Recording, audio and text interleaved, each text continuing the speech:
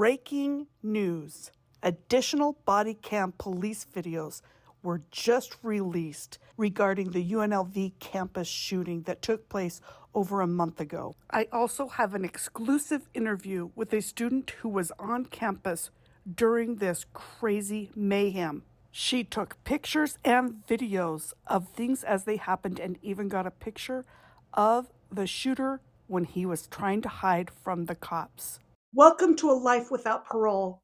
Today I want to talk about the shooting that took place on UNLV's campus. Anthony Polito, 67, fatally shot 3 people. He had applied for positions at UNLV, but never even made it to an interview. Is this his motive for killing 3 professors? Anthony Toledo's our suspect. His exact reasoning may never be known since he was shot and killed by a UNLV policeman. And one of the victims was actually a victim twice, because just recently a woman was arrested for robbing her home. This woman broke in to the professor's home, who was one of the professors killed in the UNLV shooting. Bianca Hernandez was arrested for an alleged burglary at the home of Professor Takimoru. This is a whole nother level of horrible. But let's get back to the actual shooting that took place at UNLV. I can't believe it, but I was actually going to Vegas for a business trip, and I was there the day after the shooting. And while I was at an event, I met a student who was in a nearby building when it all happened, and she agreed to be interviewed to explain what happened from her perspective.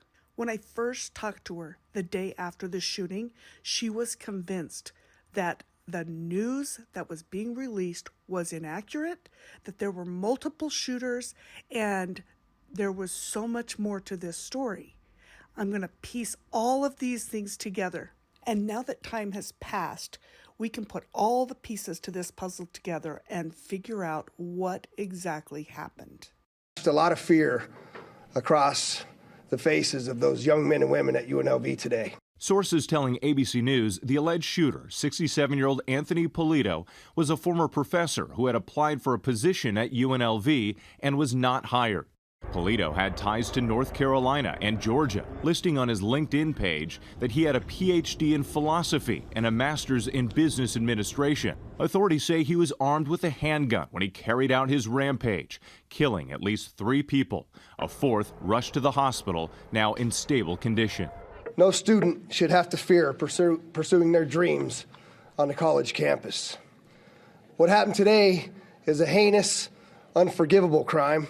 Authorities later confirming 2 campus police officers immediately engaged the suspect, killing him in a shootout. If it hadn't been for the heroic actions of one of those police officers who responded, there could have been countless additional lives taken.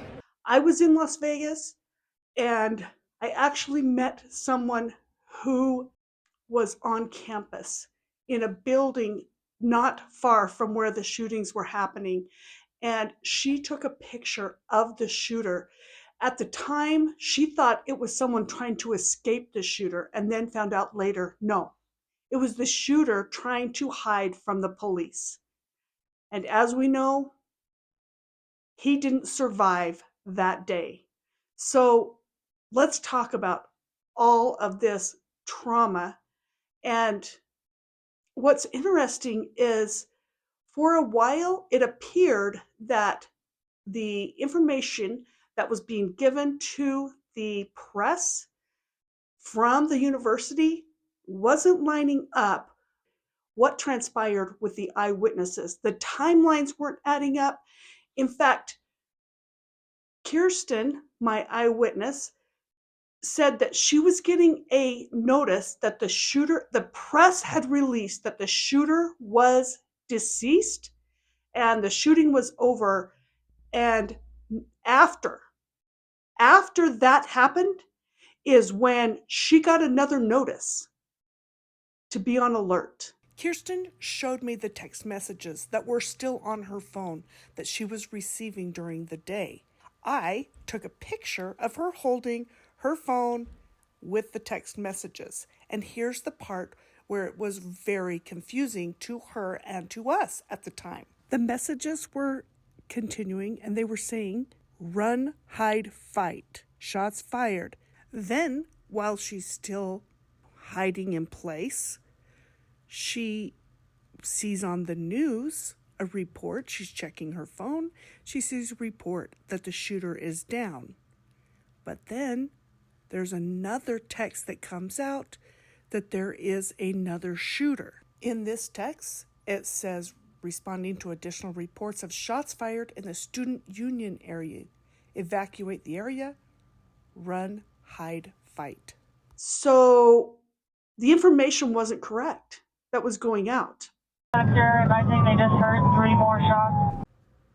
The police body cam footage that was just recently released shows that she, in fact, was on alert for additional shooters. And what happened there?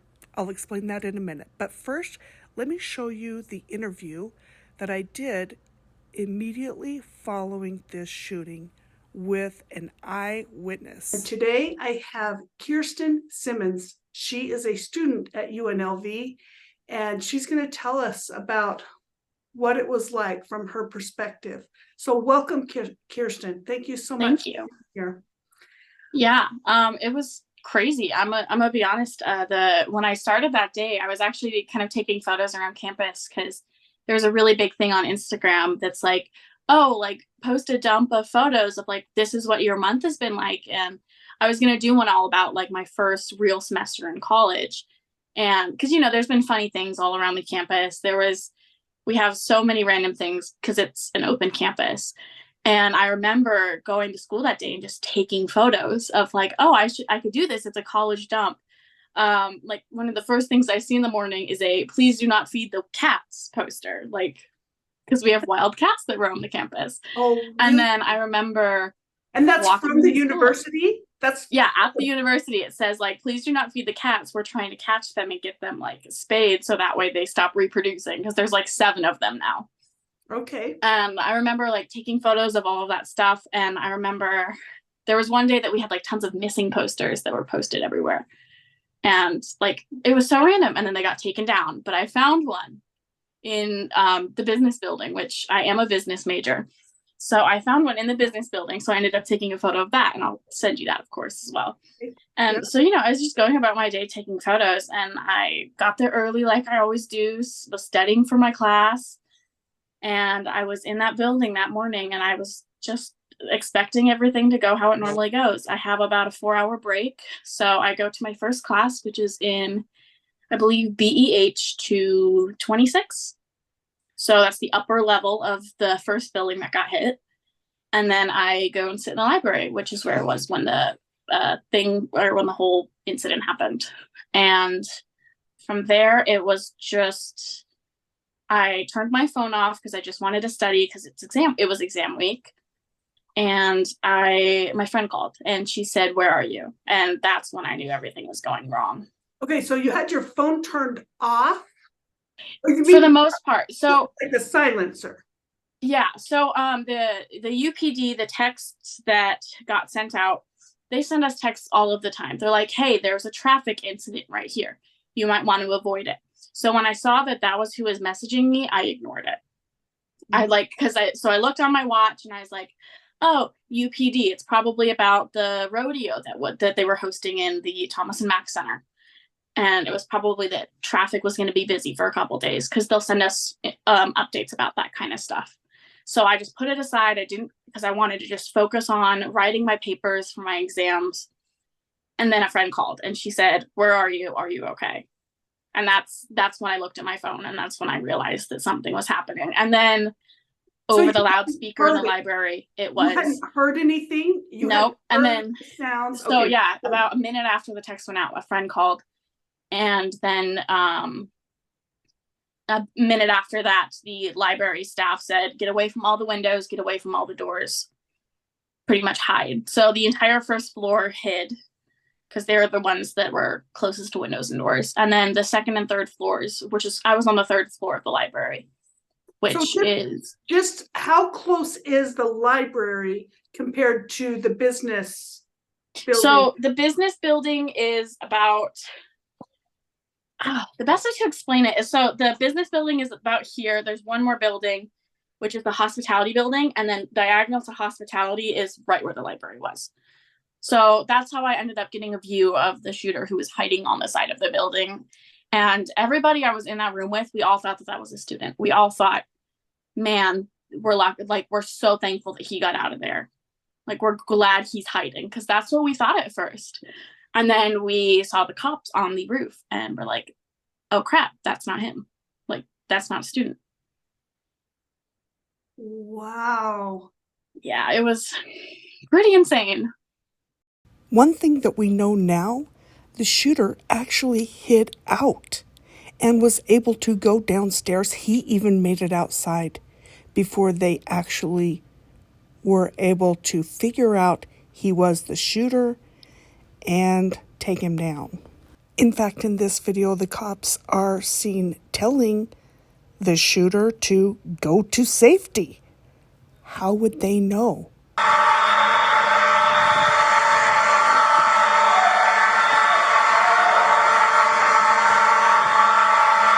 Get out!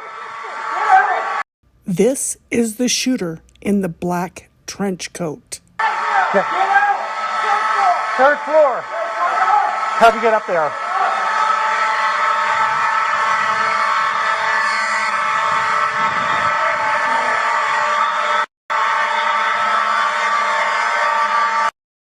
Okay, so let's go back. So your friend calls, and Yep. then what happens? Like, step by step, what happens from there? My friend called, and then And I was basically like, knew that there was a shooter when she called? yeah. And then I looked at the text, and it said there's an active shooter in BEH or something like around those lines, which is the business building. And then it was run, hide, fight, which are very chilling words and will probably live with me the rest of my life. Because then all of hide, fight. Yes. fight. Yes. And then all of the computers in the library actually shut down and said run, hide, fight on the computer screens. So that was very interesting. So was there anybody else in the library around you that didn't know when you were finding out? There's a couple people who didn't, because where I was is kind of, they have study pods for, like, that are like individual kind of soundproof pods, so people can study or listen to like classes and Zoom lectures and stuff like that. And so when we got all of that information, there was one other kid in one of the pods. So I went and I knocked on his door and I was like, hey, this is what's happening. And he goes, oh, great. Like, thanks. Like, I'm good in here, right? And I'm like, you should be, but if anything changes, I can come back and let you know. And this one girl next to me, we were actually watching the same show, and it was a cop show, and it was kind of funny. Or, I mean, now looking back at it, it was kind of funny that we were both watching the same cop show when this was happening. And she was like, are you kidding? And I'm like, no. Like, no, there's nothing. So the library told us, the texts told us, and then all of us went on and got the news on our phones. Like, we were all watching the news, and there was one guy when I moved closer to the windows so I could be with one of my friends. He had a police scanner on his phone. Oh. So we could hear what they were saying and what they were doing. So based on what you're hearing from the news or the police scanner, did what you were seeing seem like it was different than what was being reported ever? The news did seem like they were kind of downplaying it a little bit. So the same friend who called me, her dad was calling us and being like, hey, are you okay? Like, what's going on? And he's like, you're not one of them. And he said that the very first news report went out, said that there were 12 deaths. The very, very first report that he saw. And going back and trying to find it, he can't find it. His daughter can't find it. Like, nobody can find that report. They said there's 12 people who died. And they said there was over like 40 something people that were hurt and injured and shot that day. And then like that kind of stuff. And like, nobody ended up going to one of the trauma centers. Everybody got pushed to Sunrise instead of UMC like they were supposed to. Like, it was a whole mess. Wow. Yeah. So to your knowledge, how many actually perished that day? So far, for what we know and what we've held vigils for, just the 3 professors.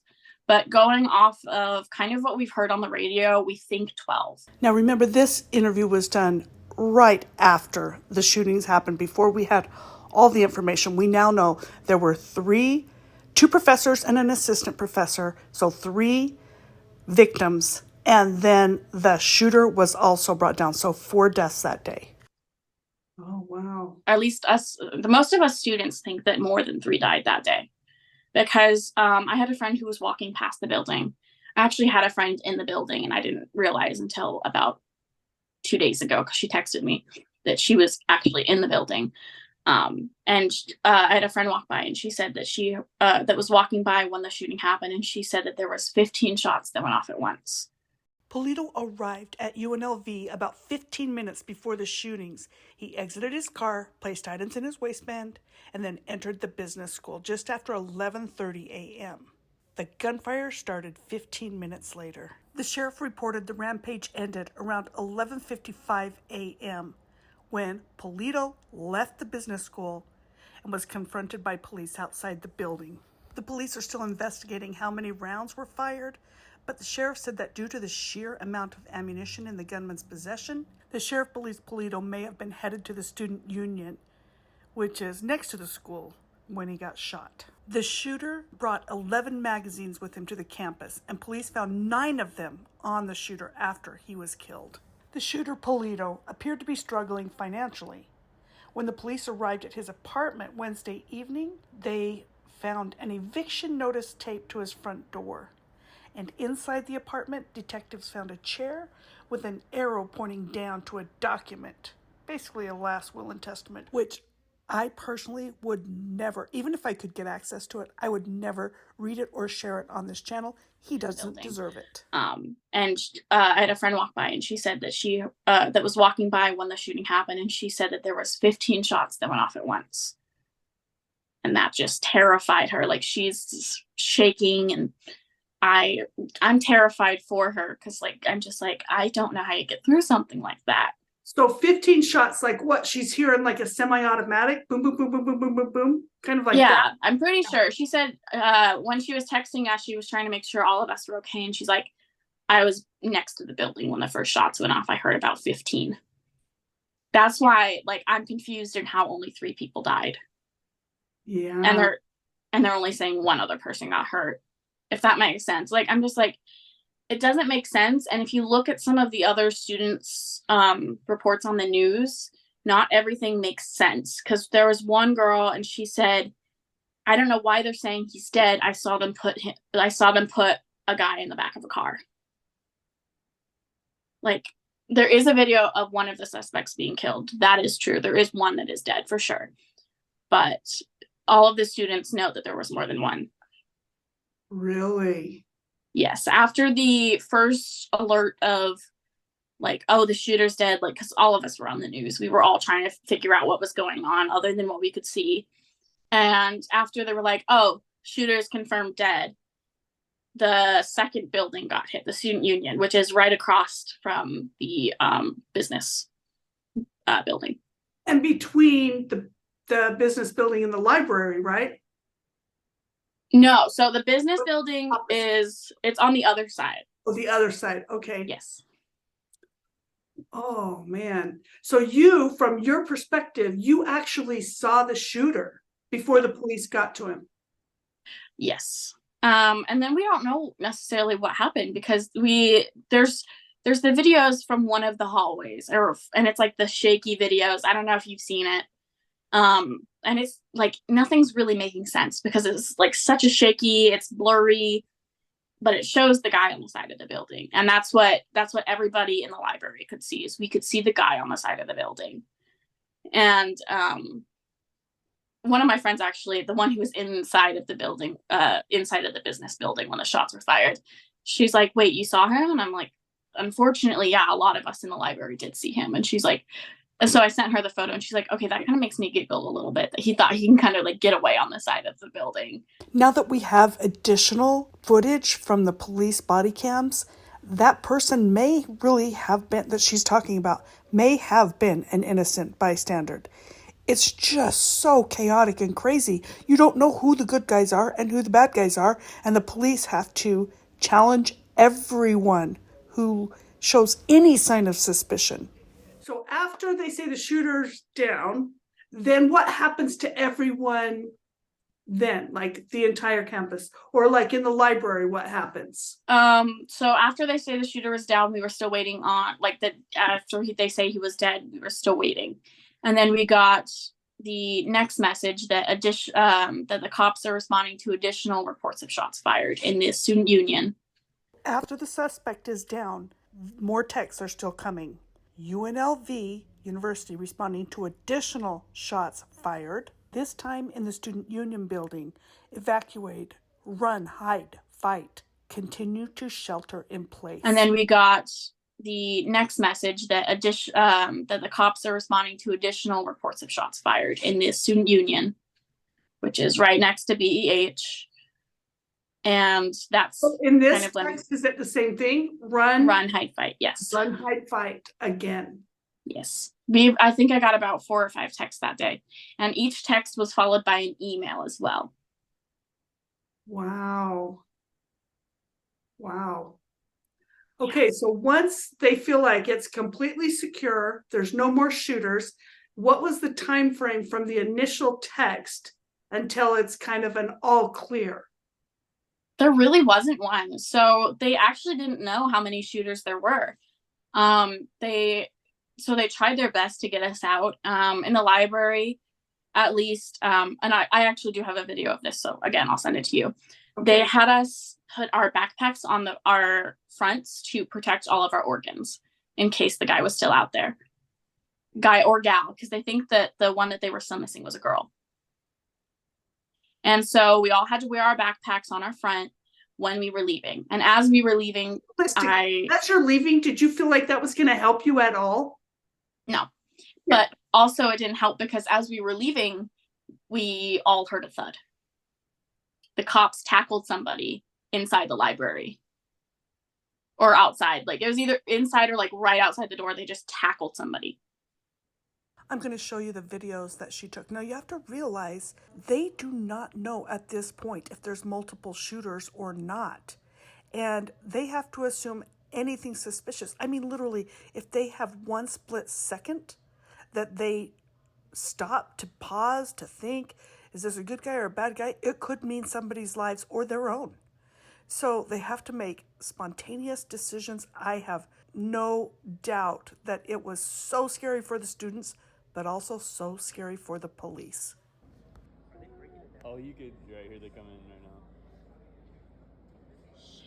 Oh, whoa. Oh, I wanted to go. I feel like I shoot. I don't want to piss off.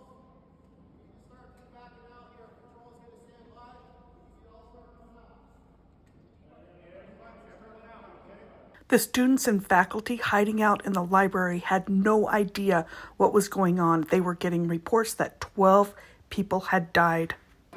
12 people died. Yeah.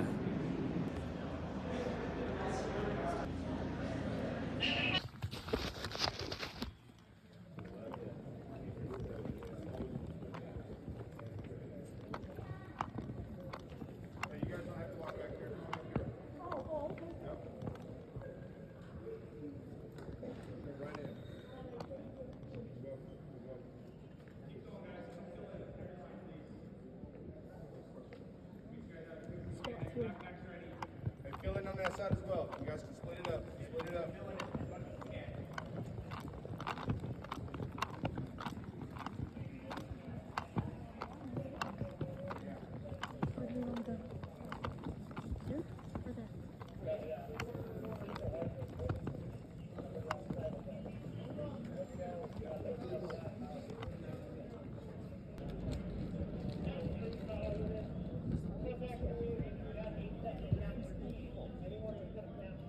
Outside. Like it was either inside or like right outside the door. They just tackled somebody.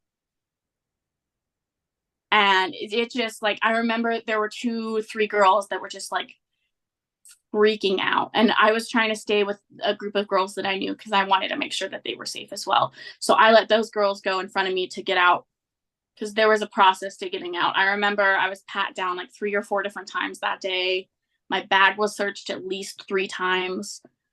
I remember being terrified because I keep a knife on my keys, which your sister-in-law gave me, which is hilarious to me.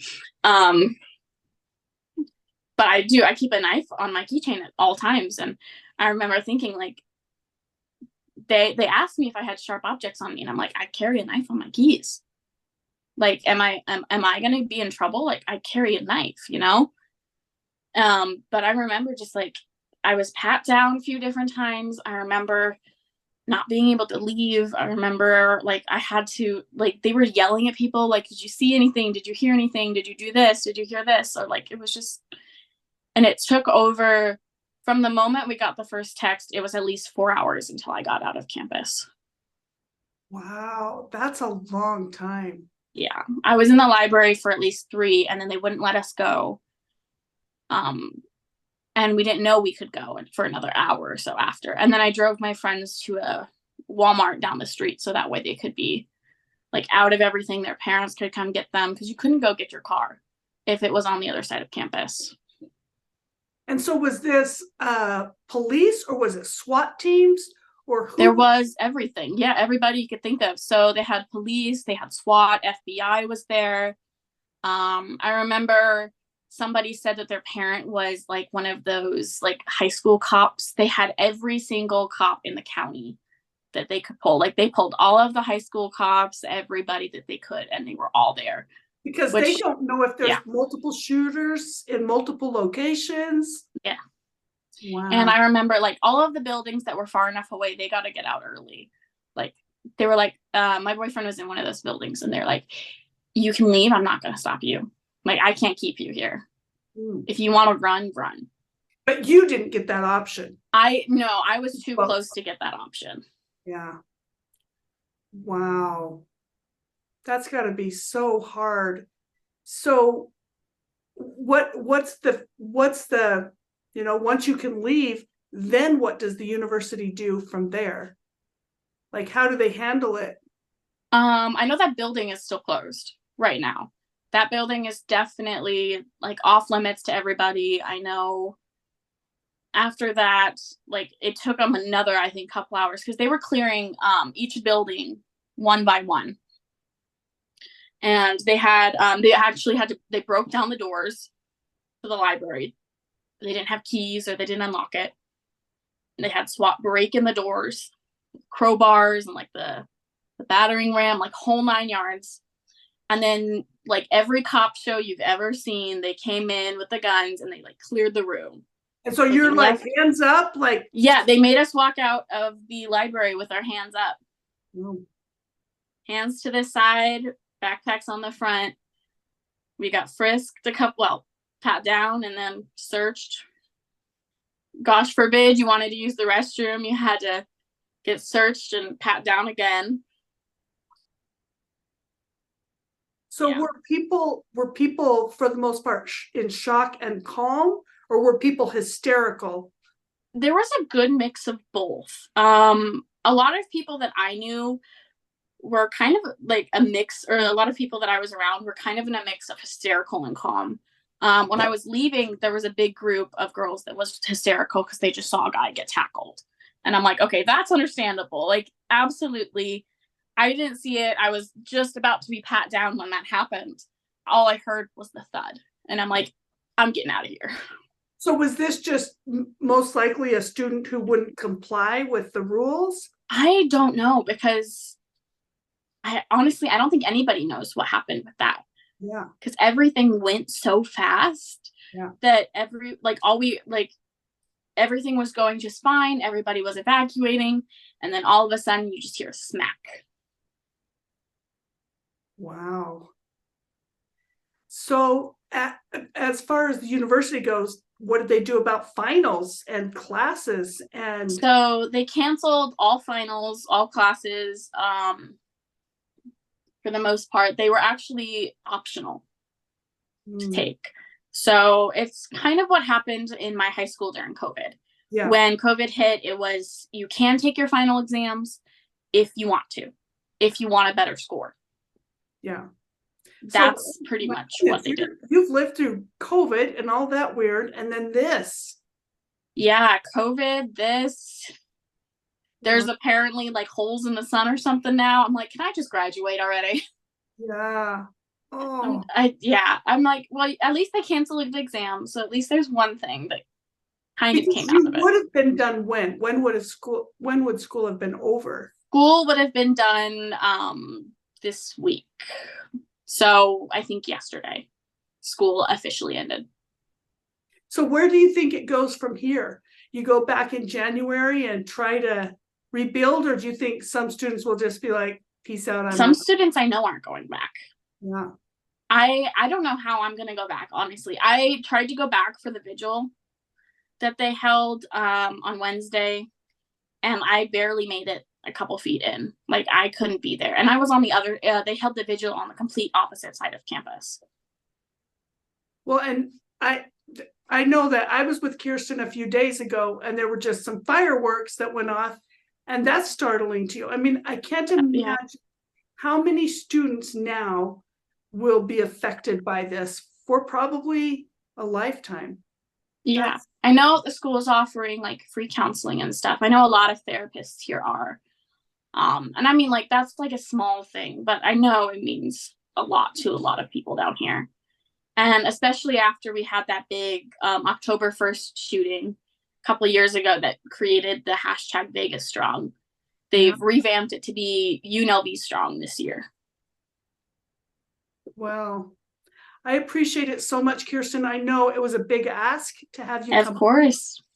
I felt strongly that everyone needed to be able to see from your eyes, from your perspective, what it was like. And amazing that you got those shots, like that you took those pictures.